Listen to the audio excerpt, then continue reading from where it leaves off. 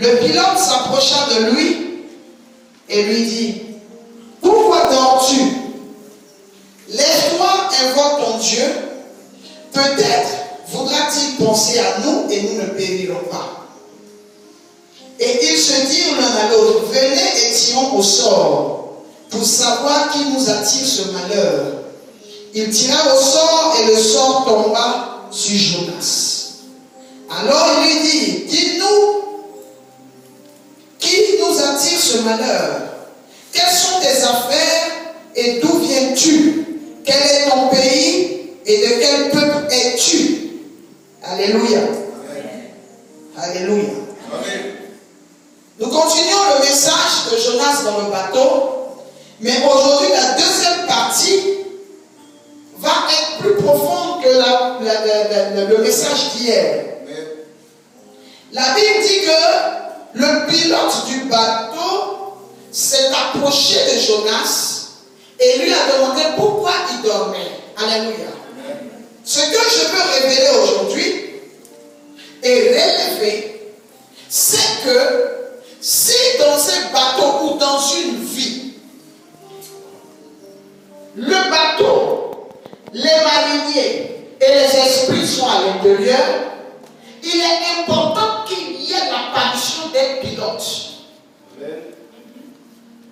Il n'y a que le pilote qui pourra détecter, discerner et régler le problème que personne ne peut régler. Amen. Le Saint-Esprit est le pilote par excellence. Amen. Parce qu'il est l'Esprit qui a la capacité d'être partout en même temps, de tout savoir, qui a la capacité de révéler, la capacité d'exposer et de régler les problèmes. Alléluia. Amen. Mais nous constatons que le Saint-Esprit n'est pas visible. Il est visible dans le monde invisible par ceux qui voient. Amen. Alléluia. Amen. Alors nous dirons que les pilotes humains sont des personnes que Dieu met à la tête des assemblées, des églises, je dirais donc des hommes de Dieu, que Dieu met pour pouvoir orienter, découvrir, détecter et régler les problèmes du peuple de Dieu. Parce que les mariniers, ils étaient dans le bateau, mais ils ont essayé de faire ce qu'ils pouvaient, ils n'ont pas pu régler le problème. Donc aujourd'hui, on dirait que le pilote de certains bateaux sont des hommes de Dieu que Dieu met à la tête des assemblées. Et les mariniers peuvent être assimilés au peuple de Dieu qui vient étudier ou qui vient apprendre au pied du pilote. Vous ne pouvez pas vous-même gérer tout. Il y a des choses que vous allez essayer de gérer. Il y a des choses que les chrétiens essaieront de gérer, mais ils ne pourront pas tout gérer. Arrivé un moment où tu te sens bloqué. Pour dire que tous les chrétiens qui disent que moi, mon Dieu est dans mon cœur, il faut rire. Parce que quel que soit le problème qu'on te fait dans l'église, tu ne peux pas prier seul Dieu. Dieu ne fonctionne pas comme ça. Dieu peut appeler quelqu'un en retrait pour lui parler de son appel. L'appeler en retrait pour recharger la personne. Il peut appeler quelqu'un en retrait pour restaurer la personne. Comme il peut prendre un aide fonctionnel et le mettre quelque part en retrait dans la fente du rocher pour qu'il change ses plumes. Mais Dieu ne va pas rester tous les jours en train de communiquer avec toi seul. Il finira par te ramener en assemblée. Même quand il a visité Moïse, il n'est pas resté seul avec Moïse toute sa carrière. Il y a des moments où il l'appelait Moïse en intimité, mais Moïse finissait par retourner dans le peuple. Alléluia. Alléluia. Alors le pilote est important dans votre vie. Vous avez besoin d'un pilote. Je parlerai alors d'un berger. Les brebis ont besoin de berger. Aucune brebis ne peut se sentir en sécurité, se développer en dehors d'une bergerie. Si vous êtes en dehors d'une bergerie, pour un temps, vous allez voir le berger vous chercher parce qu'il sait que vous n'avez pas les aptitudes et les attitudes pour pouvoir survivre.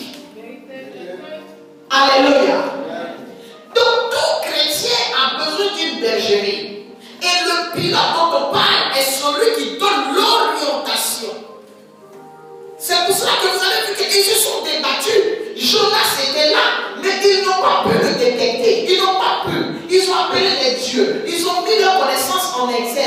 ils ont eux-mêmes pris des marchandises, ils ont jeté, ils ont fait ce qu'ils ont pu, mais ça n'a pas résolu le problème.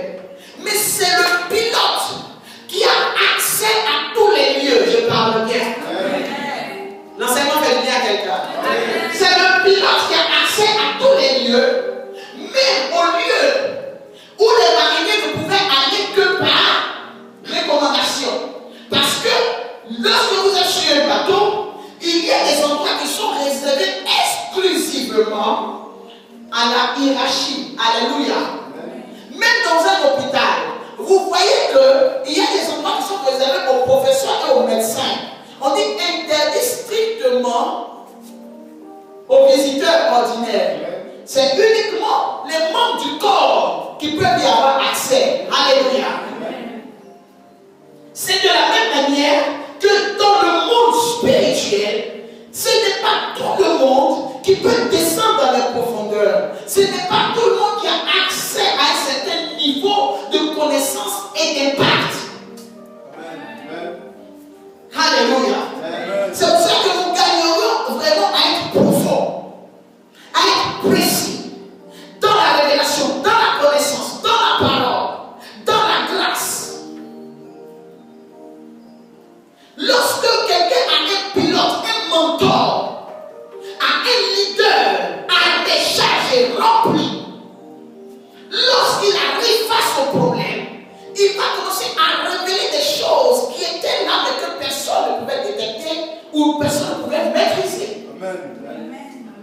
Ils étaient tous sur le même bateau. Mais regardez l'attitude du pilote par rapport à l'attitude des mariniers.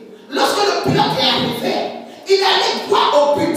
Si vous n'êtes pas des pilotes, vous pouvez être distrait par l'ennemi.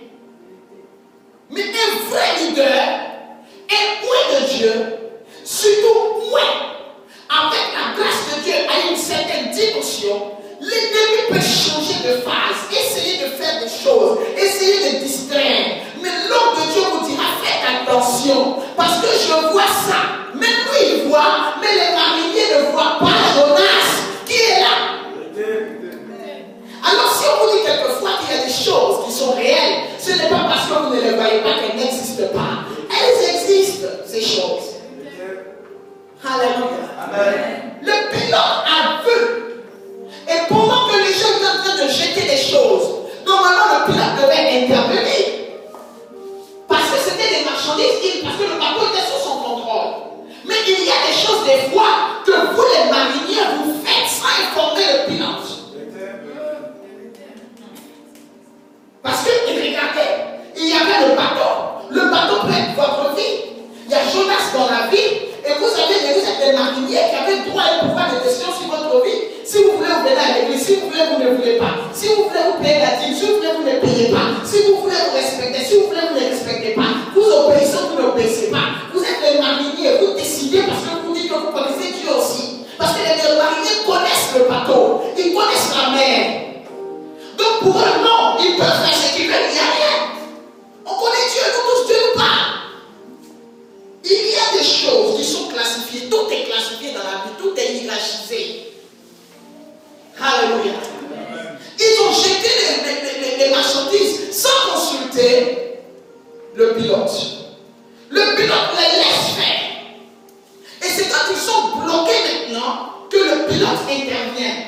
Le pilote était déjà dans le bateau. Parce que le bateau était déjà en pleine mer. Donc ce n'est pas qu'ils avaient accosté et que c'est maintenant que le pilote venait de monter. Le pilote était déjà là. Mais eux, quand ils ont commencé à poser des actions, ils n'ont pas considéré la présence du pilote. Et c'est le fait de ne pas considérer la présence d'un vrai pilote à l'intérieur de ta vie, de ton ministère, de ton appel. Tu ne considères pas la personne que Dieu a établie sur ta vie pour t'orienter. C'est ce qui fait que tes marchandises sont dehors. Il y a beaucoup de choses qui sont perdues. Parce que quelquefois, toi-même, tu veux arranger les bords. Toi-même, tu veux faire. Ce qu'on dit de ne pas faire, tu fais. Tu décides de prendre des marchandises, tu les mets dehors. Entre-temps, c'est l'essentiel que tu jettes. Et le superflu est là. Alléluia. Mais quand le peuple n'a plus, les mariniers n'ont plus pu faire, c'est pilote. C'est là qu'on parle de Jésus comme le pilote par excellence. Et il opère au travers de ses moyens, puisque tu ne le vois pas. La tempête s'était levée avec les disciples qui étaient dans une barque. La Bible dit quoi? Que c'était Jésus qui dormait cette fois-ci. Dans une barque, lorsque il y a un esprit comme Jonas, quand il y a la tempête, vous allez constater que la mort n'est pas loin. Mais lorsque dans une barque, il y a Jésus qui est couché, qui dort, vous allez voir qu'à la fin, tous ceux qui pensaient qu'il y allait avoir la mort vont constater le calme. Amen. Je dis à quelqu'un ce soir, Jésus-Christ n'est pas comparable à l'ennemi. Parce que vous avez vu Jonas qui s'est couché dans la cale. Il faut chercher à savoir qui est couché dans ton bateau. Est-ce Jésus ou est-ce l'esprit de Jonas? Parce que des fois, je vais quelque part, tu me comprendras.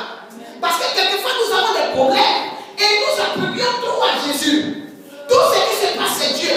C'est mauvais, c'est Dieu. Tu as un problème, c'est Dieu. Tu es combattu, c'est Dieu. Tu es pauvre, c'est Dieu. Tu rien avant, c'est Dieu. Ton enfant meurt, c'est Dieu. Il faut bien regarder. Jésus s'est déjà retrouvé dans un bateau couché.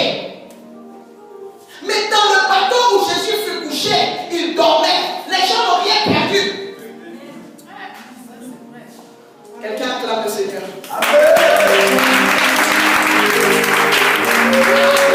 Ils n'ont rien perdu. Le bateau était là. Jésus était dans la barque avec les disciples. Mais dites-moi, qu'est-ce que les disciples ont perdu? C'était la même tempête. C'était le même vent. Mais c'était un vent divin. Ce n'était pas un vent qui venait contre le peuple de Dieu, mais c'était un vent qui venait pour affermir. Le diable, il ne vous affermira jamais. Lorsque le diable sera dans un bateau, ça sera pour détruire. Mais si Jésus est dans ta barque et que tu traverses la tempête, tu ne perdras rien. Si quelqu'un est bon,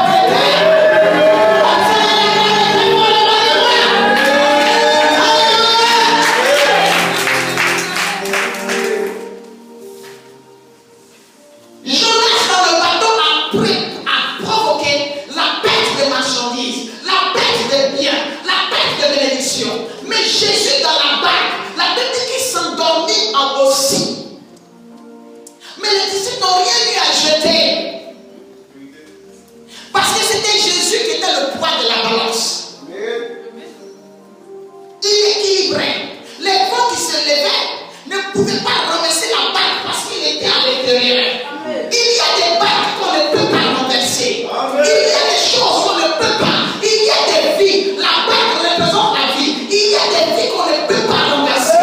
On peut faire bouger. On peut provoquer. L'ennemi peut essayer. Il peut avoir des contre-vents, contre-courants. Il peut avoir des choses, mais renverser. C'est pas facile. Et je préfère que quelqu'un est le propriétaire de ce message.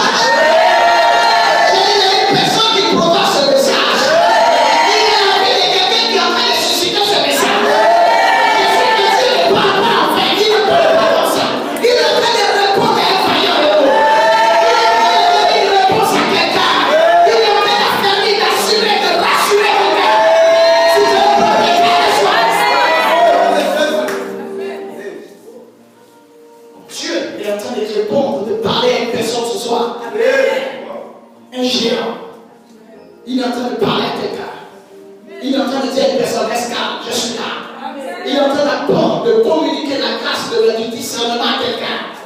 Afin que la personne se lève, se révolte et dise non, trop c'est trop. Ce vent-là, il est de Dieu, l'autre vent, il n'est pas de Dieu. Nous devons discerner les vents. Alléluia. Nous revenons à Jonas. Le pilote était dans le bateau. Il est venu dire, il dit à Jonas, pourquoi dors-tu? Écoutez-moi bien. Quelqu'un m'enchante nous ce soir. Il y a des personnes, lorsqu'ils lorsqu'il y a des événements qui se produisent graves et que tout le monde s'affole, il y a des personnes, surtout dans nos familles, qui sont là et qui sous-estiment tout ce qu'on dit. Regardez ce qui se passait. Regardez le vent dont on parle, un vent qui venait de Dieu. Lorsque Dieu fait quelque chose, ça fait peur. Mais Jonas était couché pendant que tout le monde était en train de s'affoler. Cet affolement était logique parce que ce qui avait suscité ce vent, c'était la présence de quelqu'un qui devait être là. Je vais vous dire une chose. Lorsque vous allez dire aux gens, après réflexion, programme, prière, révélation, voilà ce qu'on a vu sur la famille, voilà ce qu'on a déclaré, voilà ce que nous avons vécu. Lorsque vous allez parler, il y a des personnes qui vont vous dire, oh, il n'y a rien. Méfiez-vous. Ça, c'est vrai.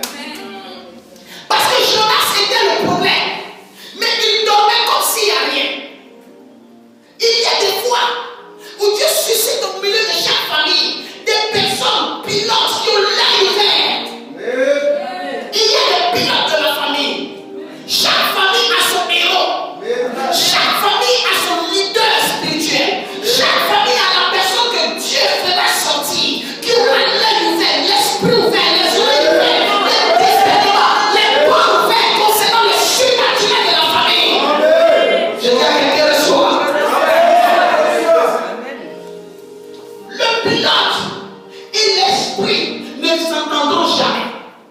Si tu es le pilote de la famille, que Dieu va utiliser pour régler les problèmes spirituels de la famille, le pilote que tu es va détecter l'esprit, mais l'esprit va vouloir jouer avec toi. C'est là que je parle de l'homme fort. Parce que Jonas est considéré comme l'homme fort. Et le pilote est considéré comme le chrétien qui a la révélation. Lorsque tu vas te retrouver face à l'homme fort, parce que tu as des temps de jeûne, des temps de prière, des temps d'enseignement, des temps de consécration, des temps de discernement, ça va provoquer le visu de la chose qui retarde la famille.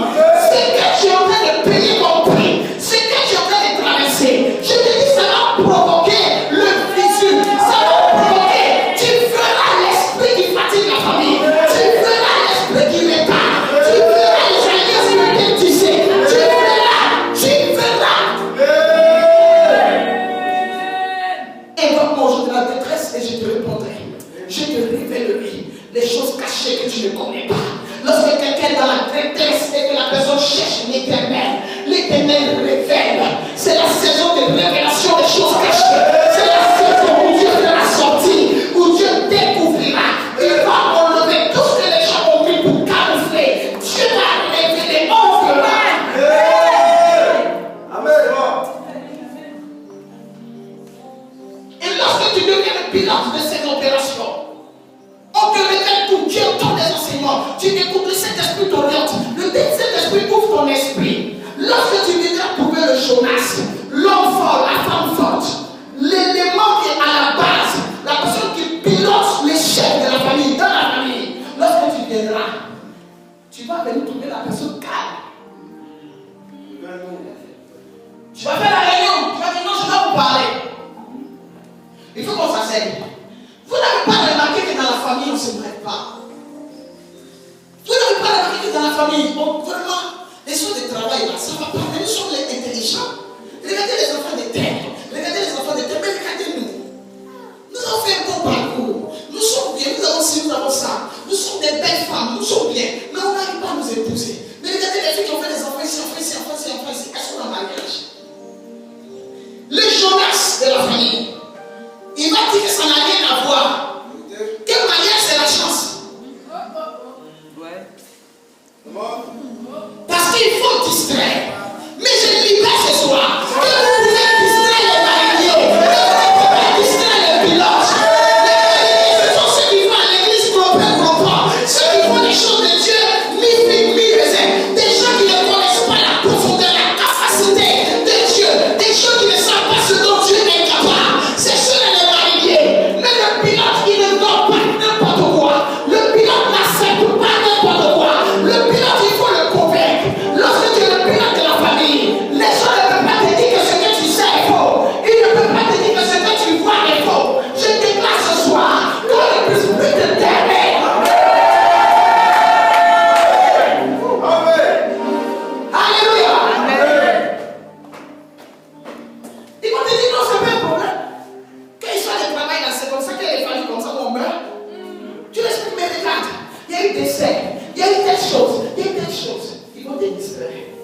Le pilote doit insister. Le pilote a demandé à Jonas, mais regarde la situation, pourquoi donc tu ça ne va pas. Et c'est normal qu'on accepte. On dit non, ça va provoquer des palabres de famille. Ça va provoquer des querelles de famille. Donc pour éviter qu'il y ait des querelles, ce sont des gens, les notables, qui s'asseyent sous la parole pour calmer les paroles. Oh, ils sont la source de motivation des paroles.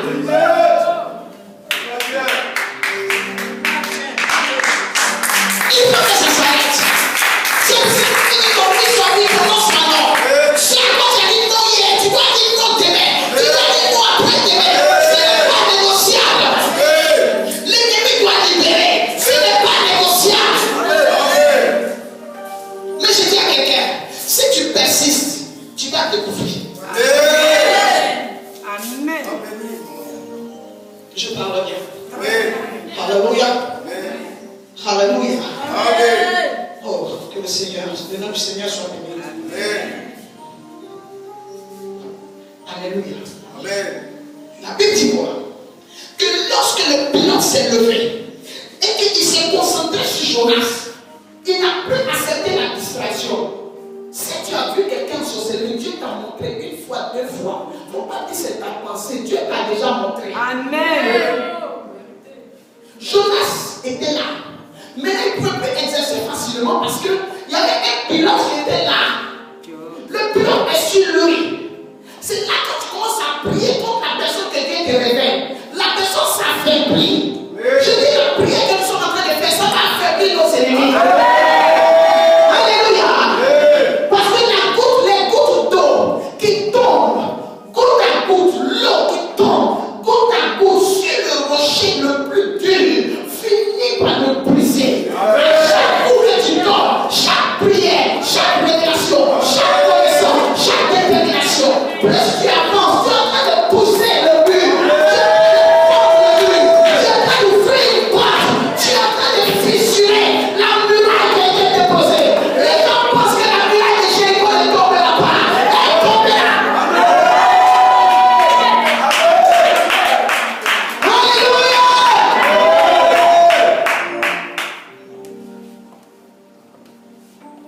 Pourquoi donc? Lorsque tu vas décider de venir à l'église, c'est là qu'on va mettre des réunions de famille le dimanche à 10h. La réunion de famille à 10h. Pas samedi, dimanche. Parce qu'on sait que tu es jeune, on sait que tu n'as rien, donc tu ne pourras pas dire non. Parce que ce sont les aînés qui ont parlé. Parce qu'il faut qu'on commence à te détourner et qu'on impose cette réunion tous les derniers 2 fois par mois, chaque 15 jours. Donc pendant 2 dimanches dans le mois, on va te sortir de la présence par distraction. Il y a des choses qu'il faut discerner vite. Il ne faut pas dire oui à tout. Ce sont des pièges. Jonas dans ton bateau, c'est pas une bonne personne. Même s'il est dans ton bateau, il ne faut pas avoir pitié. Il est dans ton bateau. La Bible dit qu'il avait payé son titre de transport.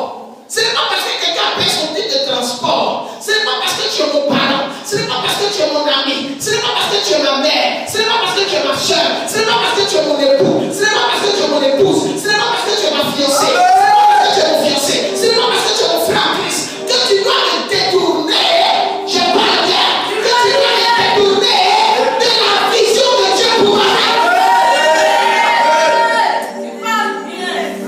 Même si tu avais ton titre de transport. Parce qu'il y a des gens qui te disent qu'ils ont le droit de faire parce qu'ils sont de la même famille que toi. Votre titre de transport, c'est votre nom de famille. Tu t'appelles tant, je m'appelle tant, donc on doit, je peux te faire du mal parce que j'ai payé mon titre de transport. En payant le titre de transport, il savait qu'il allait affecter la vie des gens. Mais ce n'est pas son problème. C'est là qu'il dit que les forces des ténèbres n'ont pas des sentiments. Si quelqu'un est dans les forces des ténèbres, il ne pense qu'à lui. La personne que tu vois la journée n'est pas la même personne que tu verras la nuit. La nuit, c'est une autre personne. La même dont nous étions mauvais, le cœur de Dieu a transformé notre cœur. C'est comme ça que on ne te reconnaît pas. Regarde comment tu es devenu à cause de l'évangile aujourd'hui. C'est comme ça que les autres ont le cœur très endurci. Il n'y a pas de sentiment. Si ton papa est ton papa la journée, que la nuit il est sorcier, la nuit tu ne le connais pas, c'est pas ton papa, c'est un sorcier. Amen. Ils n'ont pas de sentiment. Parce que pour aller, il va pas son corps et papa. Il a une autre tenue qu'il porte. Il rentre dans un autre système. Ce système-là ne fonctionne pas comme le système ordinaire que tu vois. C'est des systèmes qui ont des principes. Le premier principe pour rentrer là-bas, c'est que ton cœur doit être mort. Et moi, j'ai fait bien quelqu'un. Alléluia. C'est bon, Jonas dans le bateau? Tous les Jonas dans nos bateaux vont sortir. Alléluia. Alléluia. La destination, c'est pas Tarsis. Jonas, on t'a dit va à Ninive. Il y a une autre personne dans la vie de qui tu vas l'opérer, mais c'est pas dans la vie de ton frère. Quelqu'un qui son nom. Quelqu'un qui serait pas dans la vie. Dieu ne m'a pas demandé d'être malheureuse. Il n'a pas envoyé Jonas à Tarsis, il l'a envoyé à Ninive. Lève-toi et vois ton Dieu. Peut-être voudra-t-il penser à nous et nous ne périrons pas. La Bible dit, et ils se dirent les uns l'un à l'autre, venez et tirons au sort pour savoir qui nous attire ce malheur. La Bible dit tirer au sort et le malheur commence qui?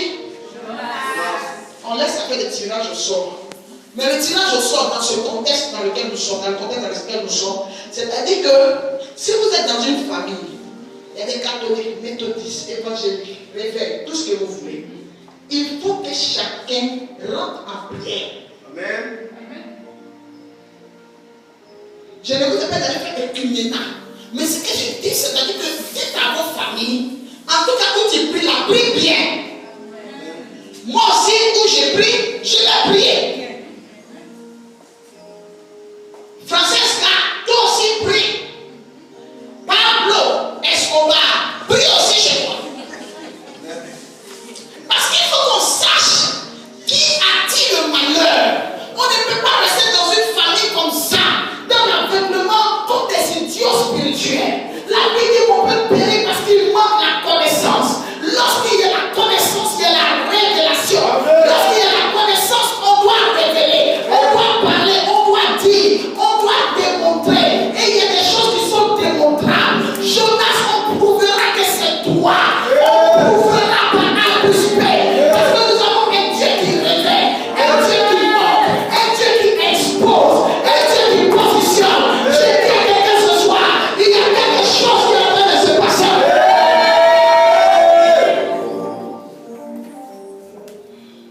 Quelqu'un dit c'est mon message. Mon message. Quelqu'un dit je suis l'inspirateur de ce message. Dis à ton voisin, ce message c'est mon message. Dieu me parle ce soir. Nous devons savoir qui attire le malheur. Parce que justement, on nous fait croire que c'est la fatalité. C'est ça, on doit accepter. Non. Ce n'est pas normal. Il y a quelque chose. Alléluia. Amen. Alléluia. Amen.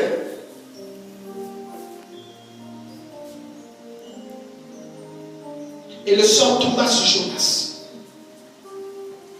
Alléluia. Amen. Je vais m'arrêter ici pour aujourd'hui.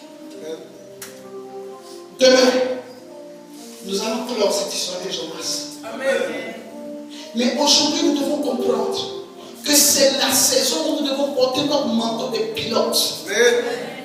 C'est le temps aussi où nous devons chercher dans nos communautés, pour notre destinée prophétique, un vrai pilote. Parce que lorsque dans ta vie, tu as un pilote qui ne maîtrise rien, il fera cracher l'avion. Aujourd'hui, tu dois te retrouver selon la dimension des problèmes que tu as. Tu dois te retrouver à faire confiance en l'Éternel et être certain que l'Éternel te conduira vers un leader, un mentor qui pourra régler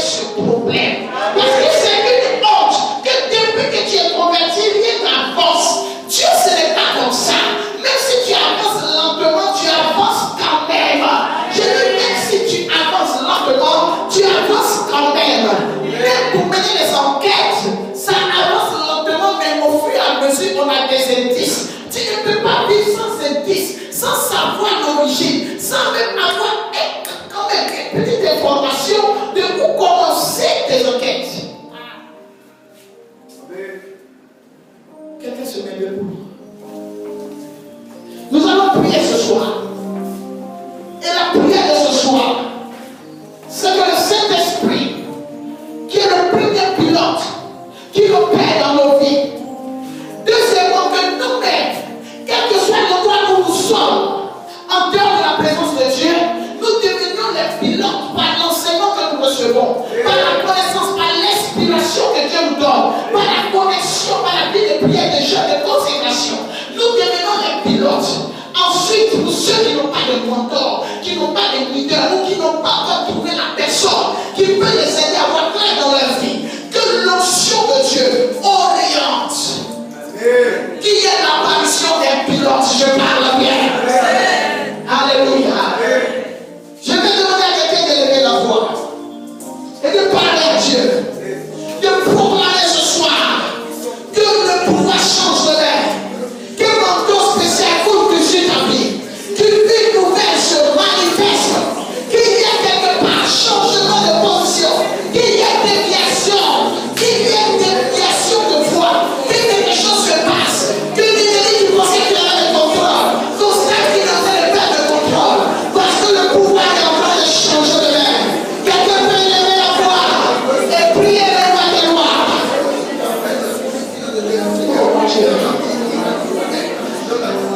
Le Dieu qui connaît, qui voit, qui sait